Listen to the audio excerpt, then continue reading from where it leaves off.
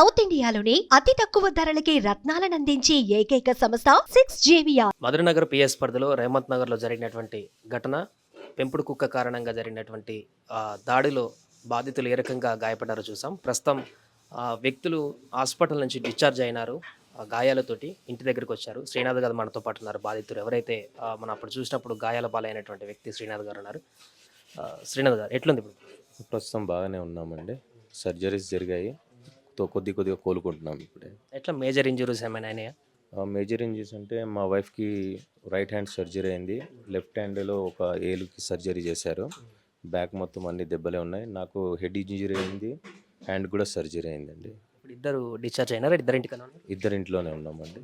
1 day అయింది discharge అయ్యి. ప్రస్తుతానికి అయితే బాగానే ఉన్నాం. ఏమన్నారు డాక్టర్లు? ఇంకేమన్నా మళ్ళీ రమ్మన్నారు? మళ్ళీ మొత్తం క్యూర్ కావడానికి నాకు ఒక 2 months, తనకు 3-4 months పడుతుందని చెప్పారు.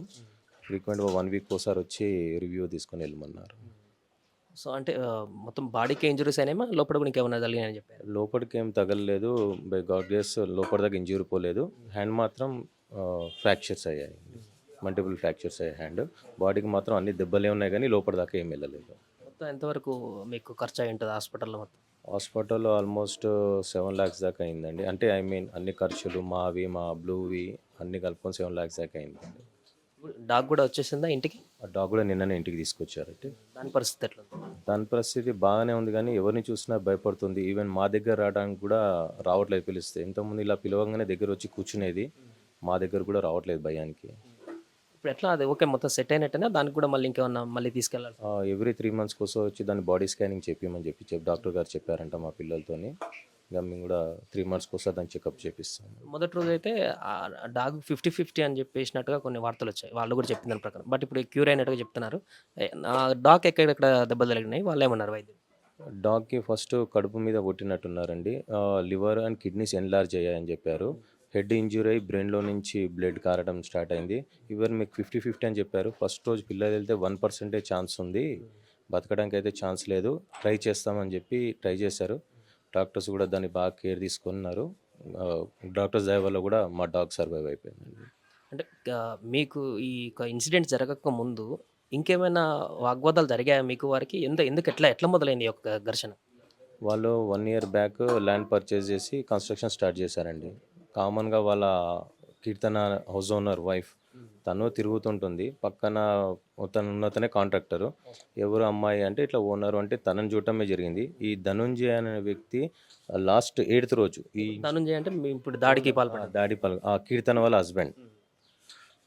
లాస్ట్ వీక్ 8th ఈ ఇన్సిడెంట్ జరగకముందు 8th రోజు యాక్చువల్లీ ఏం గవర్నమెంట్ ఎంప్లాయీ, పోస్టల్ బ్యాలెట్ వేయడానికి నేను బయటికి వచ్చాను మార్నింగ్ 8 to 8:15 ఆ టైంలో. ఆ గేట్ తీసి నా వెహికల్ బయటికి తీసుకుంటుంటే మా పెట్టు నా ఇంకా బ్లూ వచ్చేసాడు. కామన్గా ఉసుకే చూసినా ఏం చూసినా ఇవి టాయిలెట్ వస్తాయి.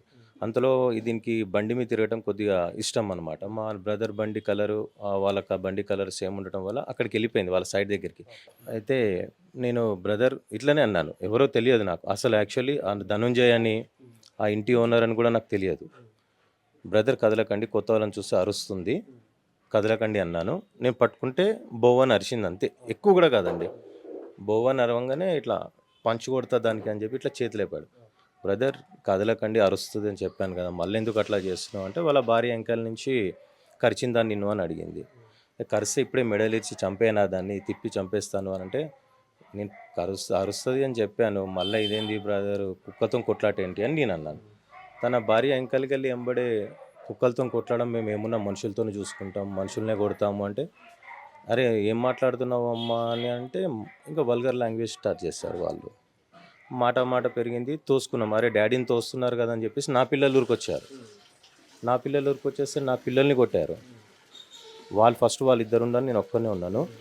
కొట్టారు. నాకు ఆ రోజు ఇక్కడ ఇంజురీ అయింది. మళ్ళీ అంతలో నా చిన్న బాబు వస్తే వాడిని కొడితే వానికి కాలు ఇంజురీ అయింది. అంతలో పెద్ద బాబు వచ్చాడు. వాళ్ళ వైఫ్ కూడా కట్టెతో కొట్టడానికి వస్తుంటే మా మిస్సెస్ వచ్చి పట్టుకొని లాగారు. లేడీసే కొట్లాడారు. అట్లయినా కూడా వాళ్ళు పోలీస్ స్టేషన్కి వెళ్ళి మా మిస్సెస్ మీతో మిస్బిహేవ్ చేసి, ఇదంతా మీ మీద దాడి జరగడం కంటే ముందు పెద్ద ఇన్సిడెంట్ కూడా కాదండి, చిన్నది ఇంతే. మమ్మల్ని దాడి చేశారంటే పరస్పరంగా లేదు సార్ ఇట్లా అయింది అంటే, పరస్పరంగా ఇద్దరి మీద చిన్న ఎఫ్ఐఆర్ చేశారు వాళ్ళు. చేసేసి మీరు ఇంటికి వెళ్ళిపోండి, ఇక్కడ ఉండొద్దు అన్నారు. అన్నాక కూడా వాళ్ళు పోలీస్ స్టేషన్లో నుంచే ఇంకా ఈ ఇష్యూతోని ట్రెటనింగ్ స్టార్ట్ చేసేసారు. మిమ్మల్ని చంపేస్తాం, మిమ్మల్ని నలుగురిని ఉండనీయము, మిమ్మల్ని ఎప్పటికైనా చంపేస్తాం, కుక్కని చంపేస్తాం, మిమ్మల్ని చంపేస్తాం, మీ కుక్క బతుకులు అనుకుంటే ఇంకా తిడుతూనే ఉన్నారు వాళ్ళు. వాళ్ళ అత్తమ్మ అయితే రోజు సాయంత్రం ఇంటి కూడా తిడుతూనే ఉన్నారు. తిడుతుంటే నేను ఎస్ఐ గారి దగ్గరికి వెళ్ళాను, మాధవలత గారి దగ్గరికి. మేడం ఇట్లా తిడుతున్నారు, ఊకే థ్రెటనింగ్ ఇస్తున్నారు అంటే, లేదమ్మా కొద్దిగా బిజీగా ఉన్నాం మేము, ఇక్కడ మర్డర్ జరిగింది, నేను చెప్తాను, మీరు వెళ్ళండి, మీరు కూడా ఏమనకండి అంటే మేము సైలెంట్గా ఉన్నాం. అంతలో వాళ్ళు సైలెంట్ అయ్యారు. నాకు ఎలక్షన్ డ్యూటీ ఉంది, పిల్లలు బయటికి వెళ్ళారు ట్రిప్కి, నేను ఎలక్షన్ డ్యూటీ చేసుకొని వచ్చాను, ఒక్కనున్నాను చూసుకున్నారు, సడన్ అటాక్ చేసేసారు. సో అదే రోజు ఇష్యూ అయింది. అంతే, మొత్తం జరిగిందైతే ఇది చిన్న ఇన్సిడెంట్. దీనికోసం కానీ ముందు రోజు కూడా మీ దాడి జరిగే ముందు రోజు కూడా లేదా అదే రోజు కూడా స్థానికులు చెప్పారంటగా, తెలిసిన వాళ్ళు ఇక్కడ మీ మీద అటాక్ జరగబోతుంది ఇవాళ. 2 నిమిషాలేనండి. నేను మా పెట్టిని తీసుకొని దిగుతున్నాను మెట్లు, ఫోన్ చేశారు, అన్న నిన్న ఏదో ఇట్లా చేద్దామని చూస్తున్నారు, కొద్దిగా జాగ్రత్తగా ఉండు అని అంటే, అప్పటికి 2-3 తిరుగుతున్నారు, ముగ్గురే ఉన్నారు కదా అని మా అన్నయ్య కాల్ చేశాను దిగుతున్న స్టెప్స్. అన్న ఇట్లా అటాక్ చేస్తానంటే, నువ్వేమనకు, పోలీస్ స్టేషన్ పోదాం మనం, నేను వస్తున్నా అన్నారు. నేను కిందికి దిగి, మా పెట్టు బాగా సతాయిస్తుంది, అప్పుడు టాయిలెట్ పోయలేదు అని, సరే వాకింగ్ కానీ కిందికి వెళ్ళాను, దానికి టాయిలెట్ పోపించేసి పైకి వచ్చాను. జస్ట్ మూమెంట్ తిరిగేలోపే అటాక్ జరిగిపోయింది 2 minutesలో. అంటే వాళ్ళు ప్రీ ప్లాన్డ్గా మార్నింగ్ నుంచే ఉన్నారు ఇక్కడ మొత్తం. జస్ట్ నేను ఇటు సైడ్ వెళ్ళినా, ఇటు సైడ్ ఒక ఇల్లు ఉంది నాకు, వాళ్ళ ఇల్లు దాటిన తర్వాత అటు సైడ్ వెళ్ళినా కొడదాము, లేకపోతే రోడ్ దాటి వెళ్తే కొడదాము అని ఇటు ఉన్నారు, కానీ మధ్యలో దొరికేసరికి 2 sides నుంచి అటాక్ చేశారు. అదండి జరిగింది. సో అది మొత్తానికి ఆ రోజు జరిగినటువంటి ఇన్సిడెంట్ కంటే ముందే వీరిద్దరి మధ్య మరొకసారి చిన్న ఘర్షణ వాతావరణం నెలకొంది. ఆ ఘర్షణని మనసులో పెట్టుకొని దాంతో మరొక రోజు 14 సాయంత్రం అటాక్ చేసినట్టుగా చెప్తున్నటువంటి పరిస్థితి. సుమన్ టీవీలో మీ పర్సనల్ అండ్ బిజినెస్ ప్రమోషన్స్ కోసం కింది నెంబర్కి కాంటాక్ట్ చేయండి.